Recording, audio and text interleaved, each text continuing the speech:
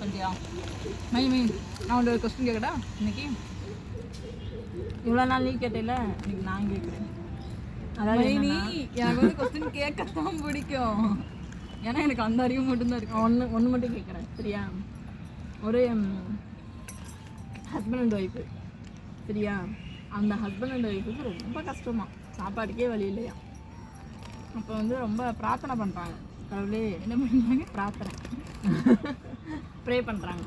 கடவுளே ரொம்ப கஷ்டமாக இருக்குது, சோத்து கூட வழி இல்லை, குழந்தைகளை வச்சுட்டு ரொம்ப கஷ்டமாக இருக்குது, ஏதாவது ஒரு வரம் கொடு அப்படின்னு கேட்குறப்போ டெய்லி நைட்டு இதே ப்ரே பண்ணிக்கிட்டே இருக்காங்க. திடீர்னு ஒரு நாள் கடவுள் வந்துட்டார். கடவுள் வந்துட்டு உனக்கு நான் நீங்கள் ரொம்ப கம்பல் பண்ணி கேட்டதுனால நான் வந்து வந்திருக்கேன், உங்களுக்கு ஒரு 3 முட்டை தரேன், 3 முட்டை தர்றேன், உங்களோட ஆசைகளை வந்து நிறைவேற்றிக்கங்க அப்படின்னு சொல்லி அந்த முட்டையை கொடுத்து அவர் மறைஞ்சிடுறாரு. ஆண் முட்டையா பொன் முட்டையா? கோழி முட்டைடி. அப்புறம் கேட்கணும்ல, அதுக்குன்னு எல்லாத்தையும் கேட்பீங்க. கோழி முட்டை சரியா. அப்போ வந்து அவங்களுக்கு அவ்வளோ ஒரு சந்தோஷம்.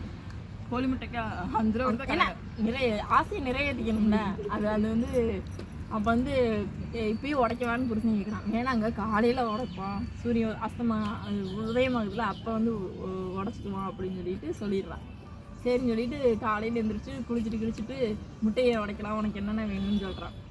உங்களோட ஆசை தாங்க என் ஆசை அப்படின்னு சொல்லி அவ சொல்கிறான். சரி நம்ம வந்து சாப்பாடுக்கே பஞ்சம் இல்லாமல் இருக்கணும் அப்படின்னு சொல்லி உடைக்கலாம்னு சொன்னேன்.